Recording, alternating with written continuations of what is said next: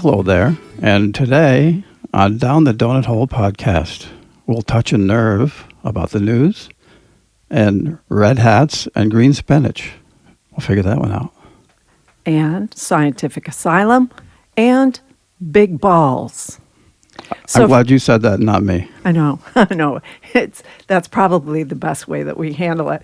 And just because we announced this kind of in a cluster, don't get the idea that if you eat spinach that you will wind up with enhancements that may be desirable to you. So I'm glad you said that also, and not me. What are you talking about, big balls? What do you mean? Okay, big balls. If you remember back a few weeks, there was a big news story about one of the Doge kids. And I say kids because it's a young set of computer professionals. And let's be real, the kids know better about how to operate all this computer stuff and how to get around stuff. We were laughing last week about, I believe, Google paying the family of some little kids, elementary schoolers, who managed to get around their parents' safeguards. Is that a new children's show, Doge Babies? Doge Babies and how to foil your parents. It's only a matter of time. It is. Let's hear more about big balls. I didn't think you'd be excited about that. I'm just tired of hearing about it already. I mean, in the context of the news, Yes, of course. Anyway, Big Balls is some 19-year-old kid working with Doge for government efficiency. Does he call himself that? Apparently. Wow. Or other people, I don't know, maybe. Do we know his real name? We do, but I'm not going to say it.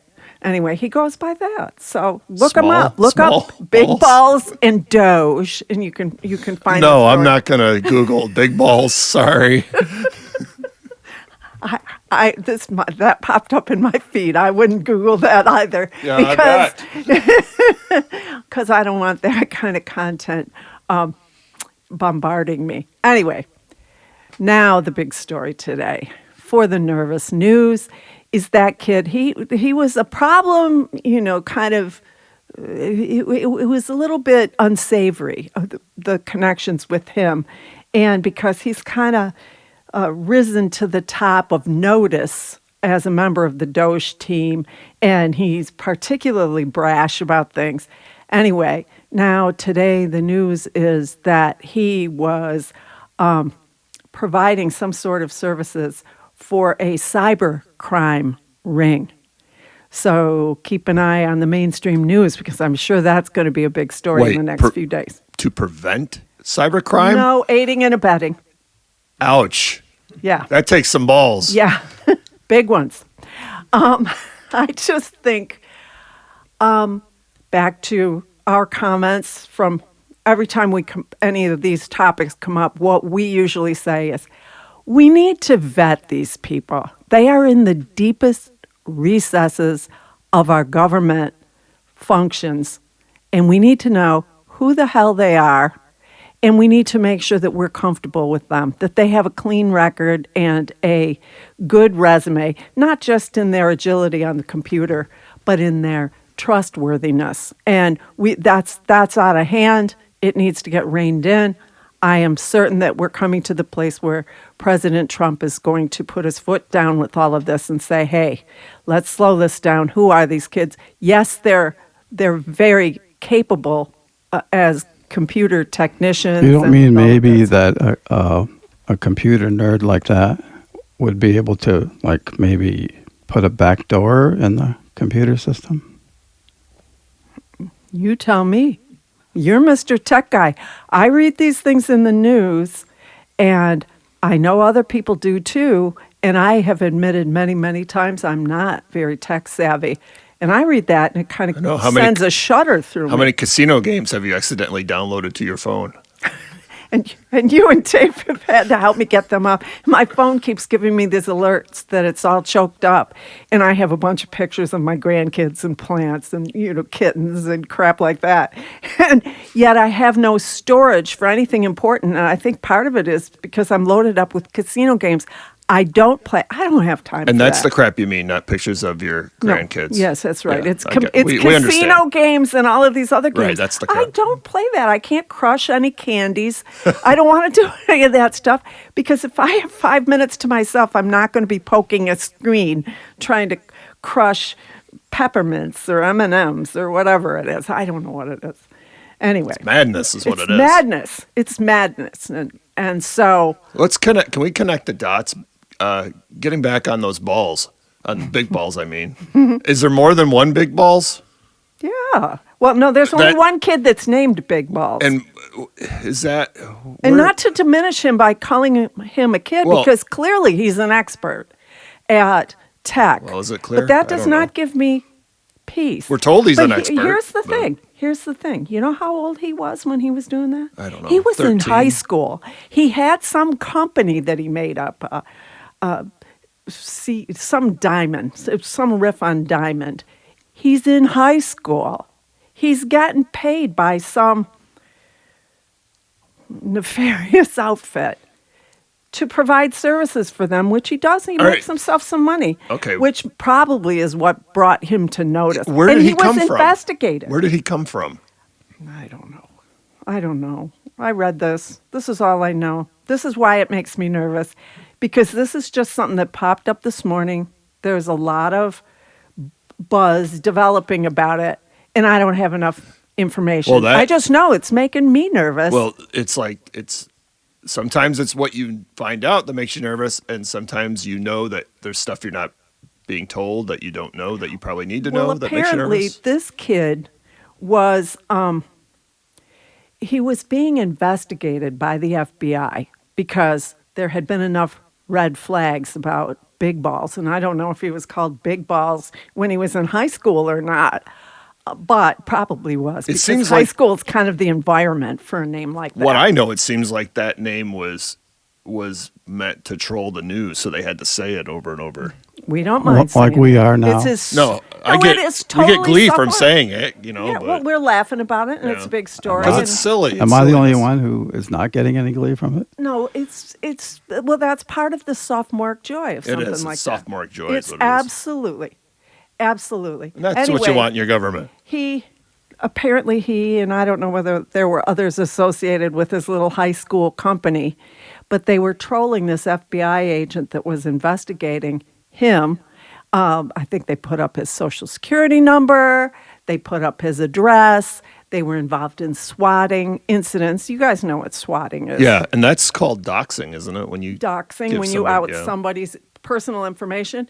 Swatting is when trolls or pranksters on the internet will call in a false report to the police or the wellness check fire or or something something like like that, that, or a hostage situation, and they show up with the SWAT team, so to speak, at an address. There's nothing happening there. It's just a prank. But meanwhile, our first responders have responded to a bogus call. It costs them money. They Yes, it's a suited serious up for crime. this. It is a serious Yeah. crime, and it needs to be.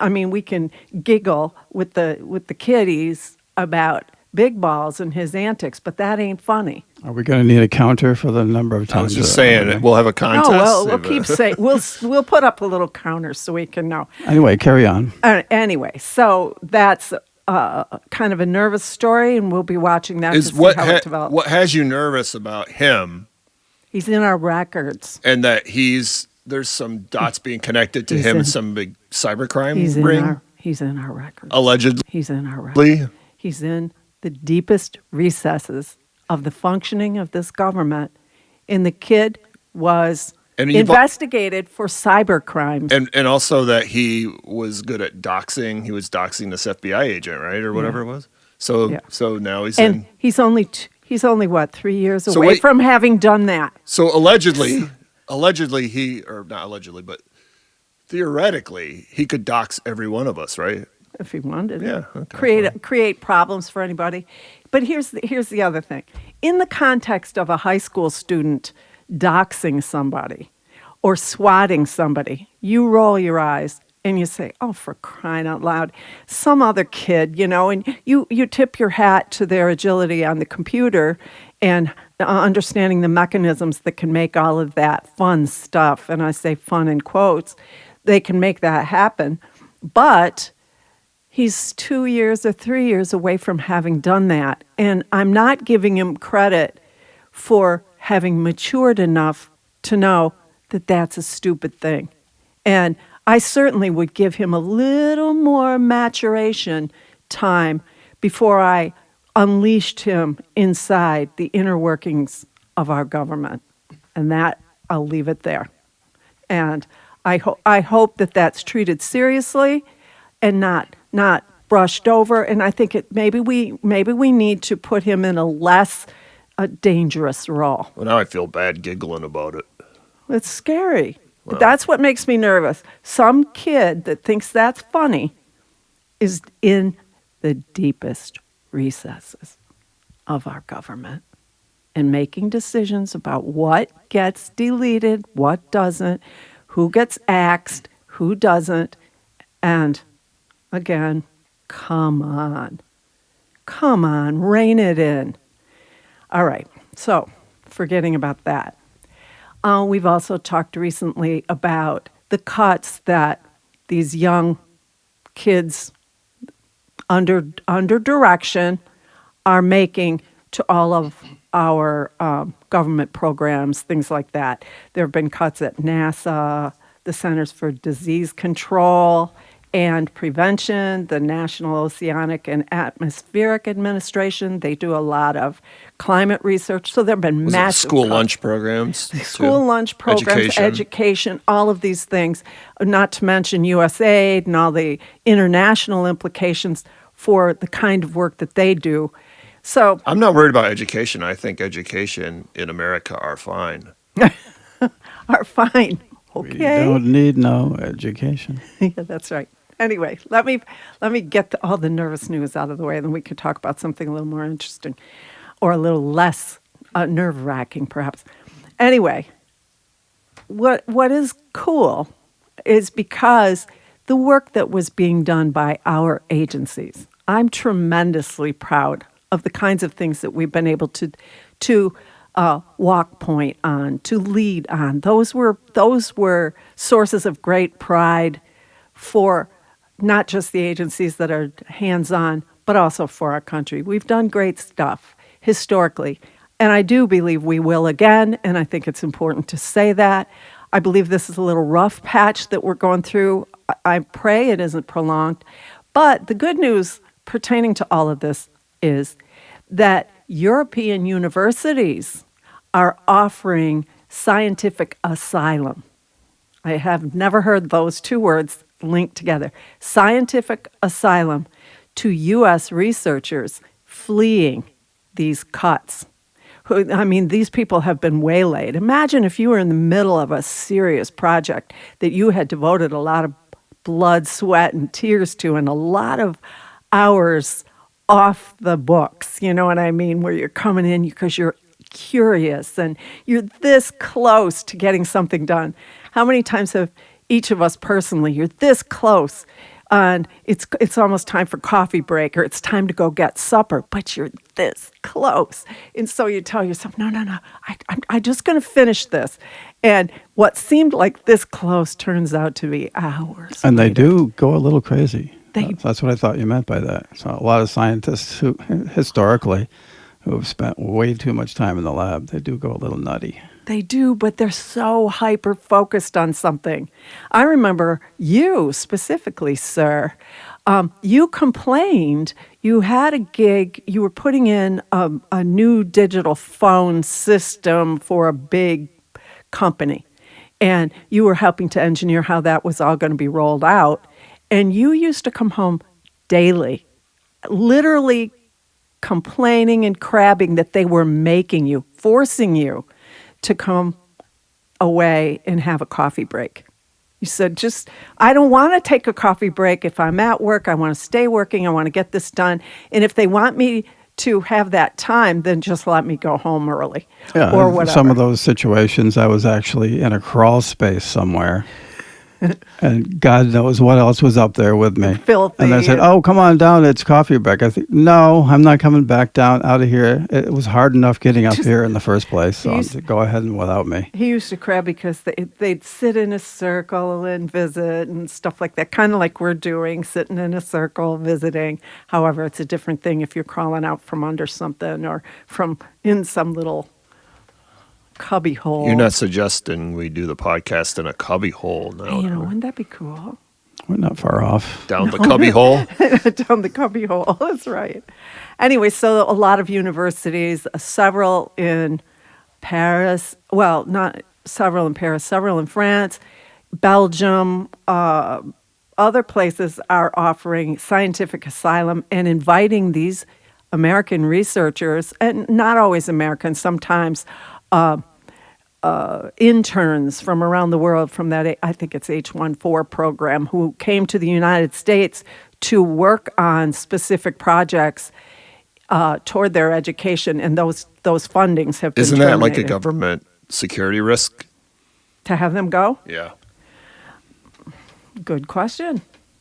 And that's part of why these universities are opening it up, because they're saying that the research that was being done by these scientists has global impact.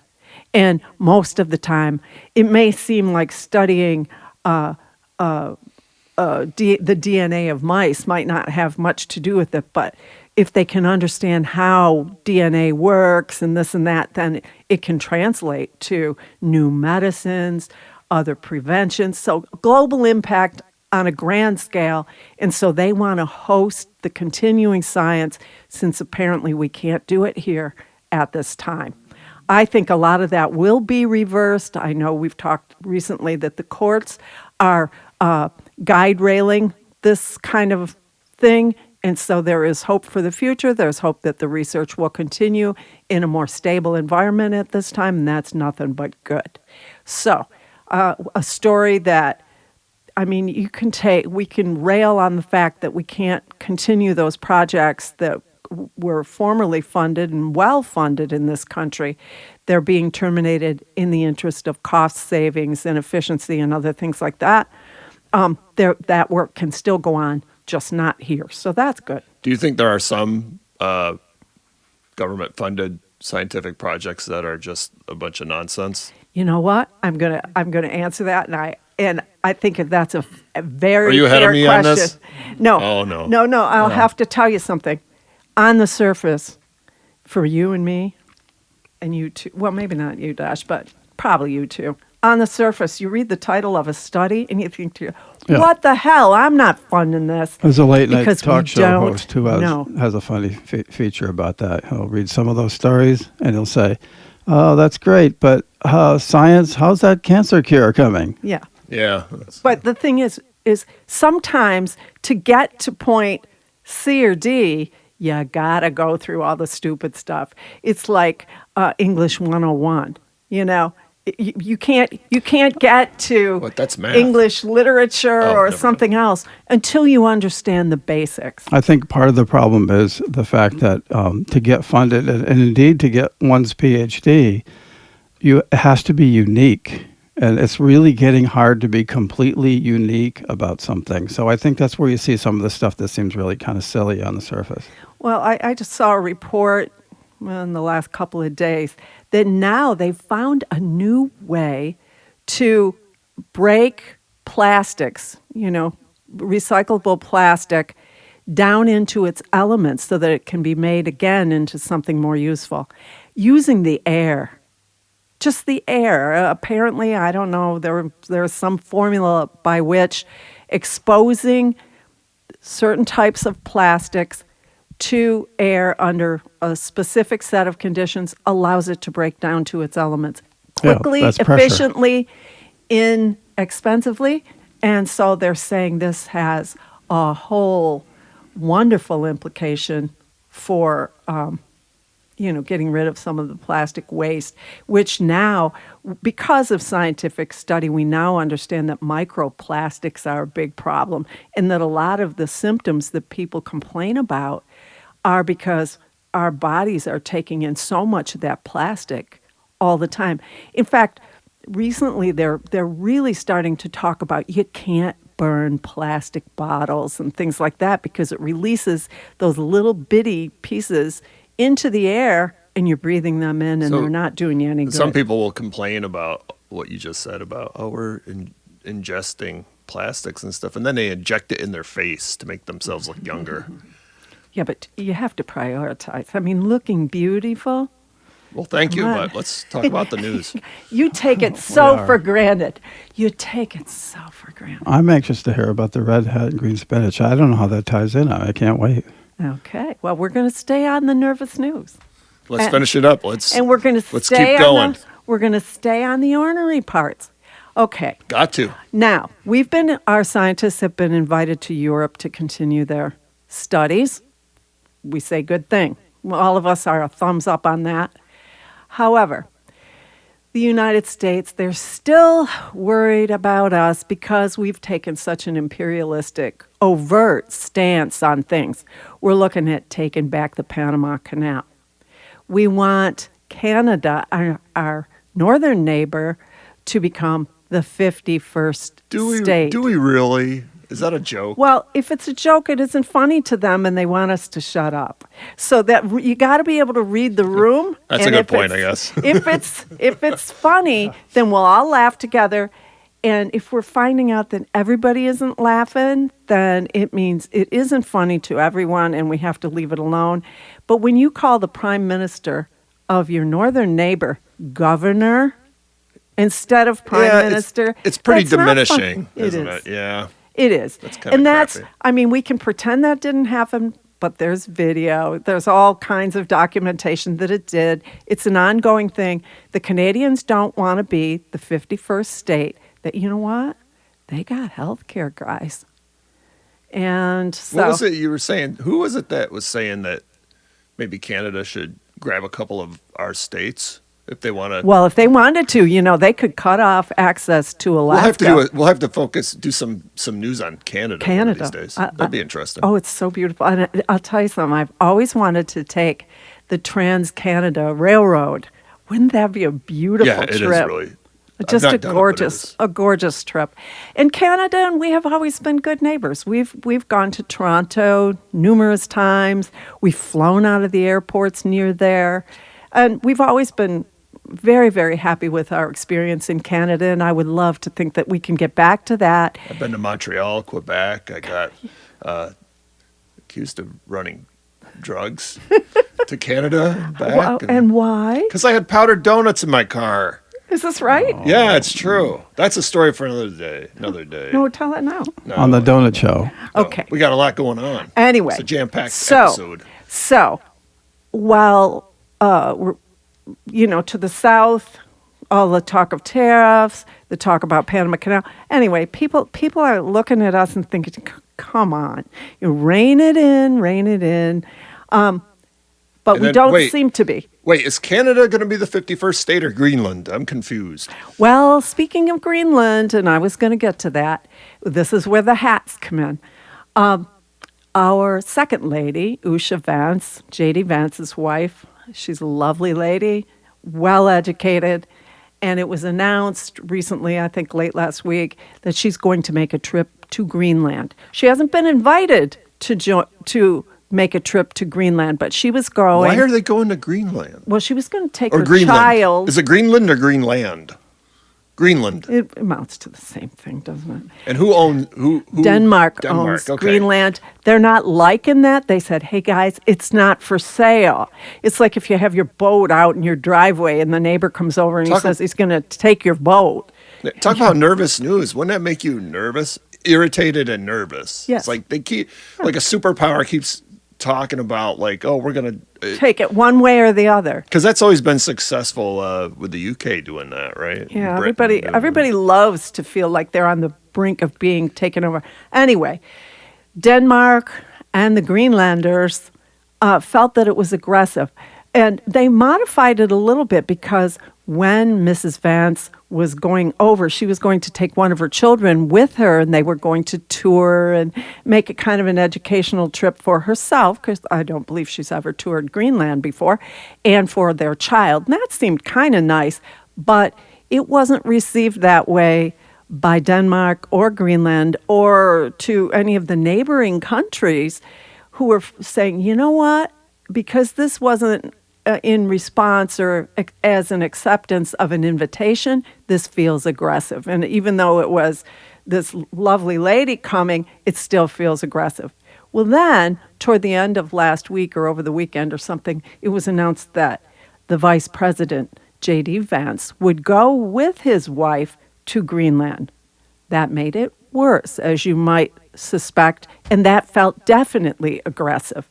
And then it was announced late yesterday or early today that he would just go visit the base that we have there. It's a Space Force base in Greenland, and that he can go and come as he wants to the base, but to tour the country as, at large is a bit much. And I guess it seems aggressive because of all the I guess for lack of a better phrase, all the rhetoric leading up to it. So I've never... If someone wants to take over your house, first they say they'll buy your house, then they say they're going to take it over. And then the next thing you know, their wife and one of the kids is over patrolling around in your yard. Okay, all right, let's cut to the chase. What's the interest for us, the United States of America, the government? What is the interest in Greenland? Minerals? They say it's defense. They say it's defense, but we already have a base there. They don't mention that on the news. We have a base there already. So, we need it for security. That's been going just fine. That hasn't been an issue. It's been there right along. Want to build a casino there? We haven't heard much about it, but now we believe it's about probably rare earth minerals or something else that they've discovered there that the superpower needs or wants to take control of. And so while I'm sure security is an issue, I don't think it's the issue, and I don't think a good share of the people analyzing this think that it is. Don't you miss the old days when it was all about oil, and now it's all about precious minerals? Oh, my goodness. Element 115. Yeah, look it up. Anyway, here's what's funny, I think, about this whole thing. So now it's just going to be, I don't know whether Mrs. Vance and their child will still go to Greenland, since it's just going to be a little visit to the base.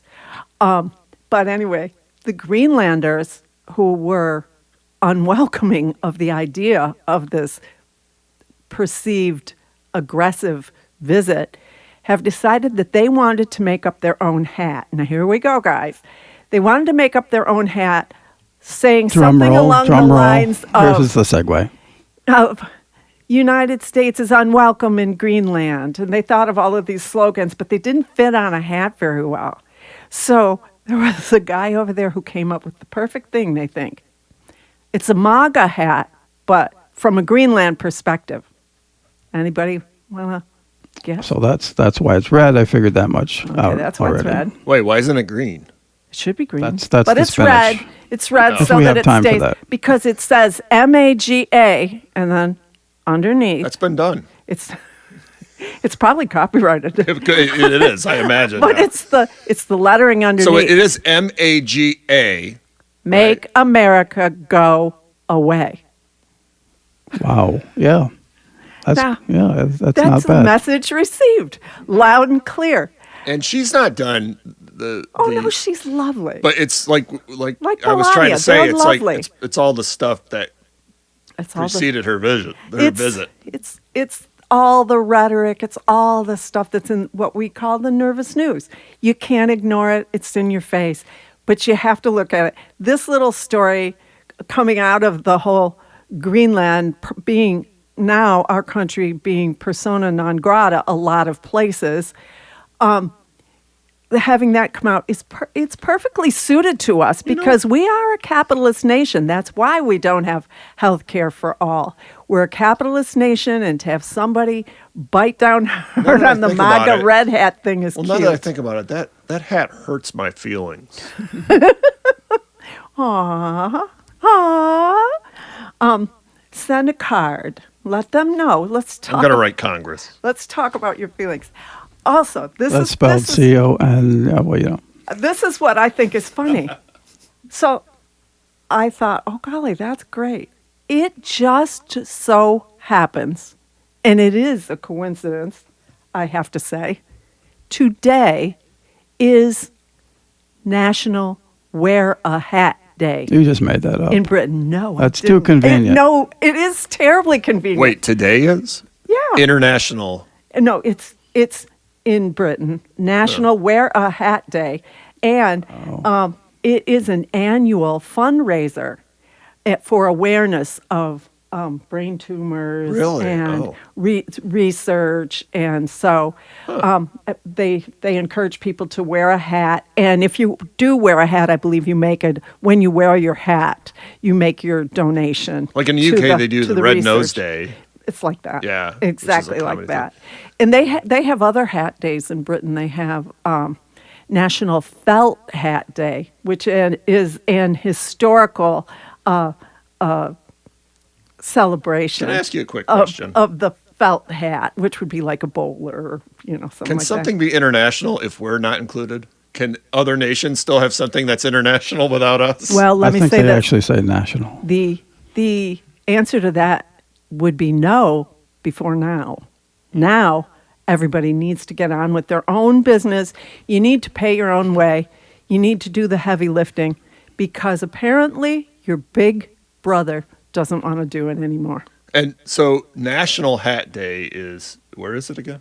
Britain. Okay. And it is for research, brain tumor awareness. It's a fundraising Well, with event. all those scientists going over there, maybe they can it's a get charity. somewhere. Yeah. Brain tumor research.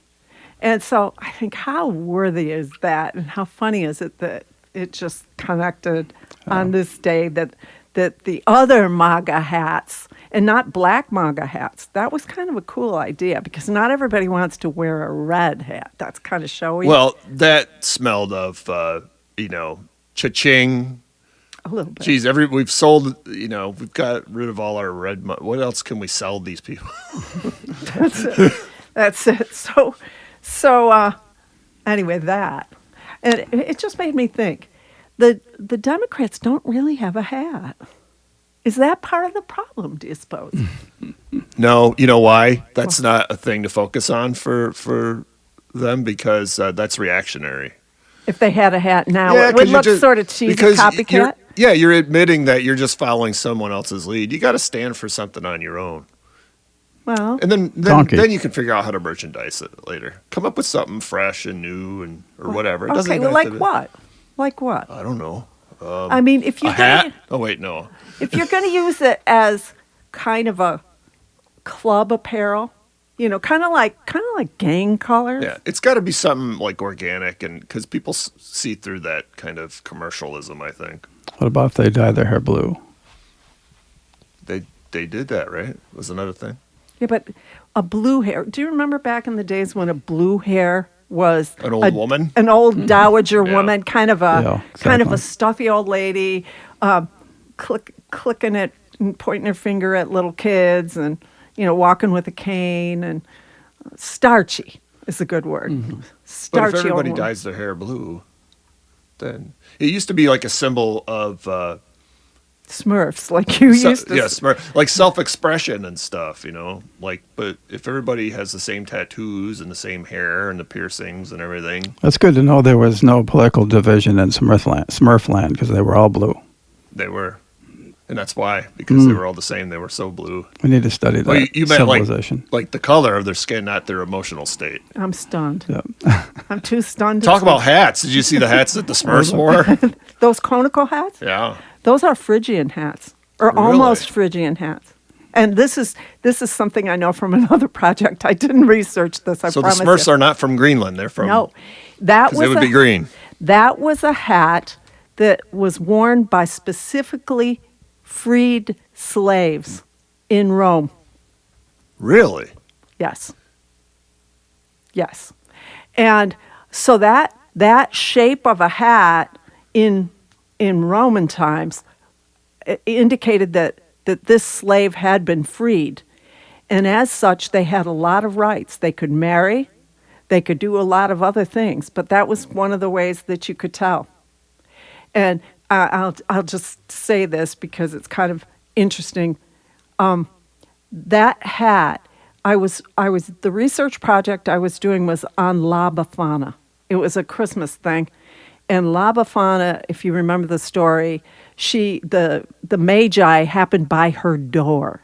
And they wondered whether she could put them up for the night and give them something to eat. And here they've got the camel and all of that stuff. So came to her door and they asked her if she would like to join them on their way to find the star, this anointed one who was born under this auspicious star. Papa Smurf. She turned them down because she had housework to do. And well, that seems kind of cold. So she just couldn't. She's an old lady. Anyway, they weren't gone long. She changed her mind. And then the story is that she wanders still, trying to get to the place where the newborn king lies. And she never did catch up with the Magi. And she's blessed a lot of other children with little gifts and things on her journey.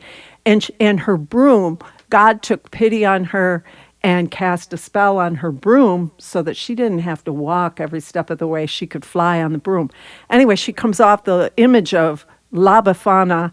She's a tattered, poor old woman, shoes with holes in the soles from all the walking she's done. But she wears, in a lot of the pictures, a conical hat like that that's not quite a witch's hat with the full round brim, but it is pointed. And so she, that hat indicates she's sort of witch-like, but not really. And so, anyway, for me, that was really interesting. They have LaBefana cakes. All of this is around Christmas time. And people think that tradition grew out of Saturnalia that involved costumes and things like that. But the Phrygian hat is a pretty cool thing. So did Gargamel try to grab her? I don't know, but it was funny because when I focused in on the hat, and I too thought about the Smurfs, and I can't believe how much conversation in these podcasts has turned to the Smurfs. I don't know whether that's a good thing or a bad thing. Well, now that we're on the subject of cartoons, somewhere in the world it is Spinach Day, and I can't help but associate that with Popeye. Yes. Hats and spinach. Instantly made him strong and all that. But I'm thinking, you know what? If you really want to eat healthy and be strong, you probably shouldn't just eat something from a tin can. No, canned spinach probably wouldn't be the best choice, but spinach is an excellent choice. I love raw spinach. Like, you got to clean it up. It's the only way. Snacking on raw or spinach. Or lightly cooked. You don't want it mushy. But Popeye would just squeeze a can open and have a slimy. The truth is, your body absorbs more of the iron and the calcium from cooked spinach versus raw spinach. I thought you were going to say from the can. And raw spinach, there's so much if it's fiber an iron in can, that, maybe. So raw spinach is better? No, cooked spinach is better for iron absorption. Okay. And you should also have like a carb with that. That's right. They're also saying that if you want the best value, the nutritional value out of your spinach, having it with something that has a high vitamin C is also a good idea. So, and it's just loaded up. It can improve your vision. Popeye was a character, like a supporting character in an old comic strip, Thimble Theater, and he was introduced to eating spinach to get kids to eat spinach. That was designed purposely to get kids to eat more spinach. I figured like big that, spinach, big spinach companies. No, but to get kids to kind of eat healthy. But was it for a canned product or just a specific product? But it was just that was handy, I suppose. What time period do you know? 30s, 1930s. So coming, not that far. Popeye's about roughly as old as Superman. Is that that'd be not far off World War I and not yet World War II. It also seems to me like he had pretty much a lot of strength already, because it would take quite a bit to just pop a can of spinach out with your hands. Speaking of popping cans, I don't know what I have researched on my phone that I keep getting popping up in my news feed. Spinach? Pretty much. How to open a can without a can opener. Apparently, it involves... You got to be Popeye. You need a corncob pipe. Squeezing the can. Kind of, squeezing the can to release that little seal. Well, it's easy. You just grab it and you go, that's all I can stand. I can't stand no more. That's right.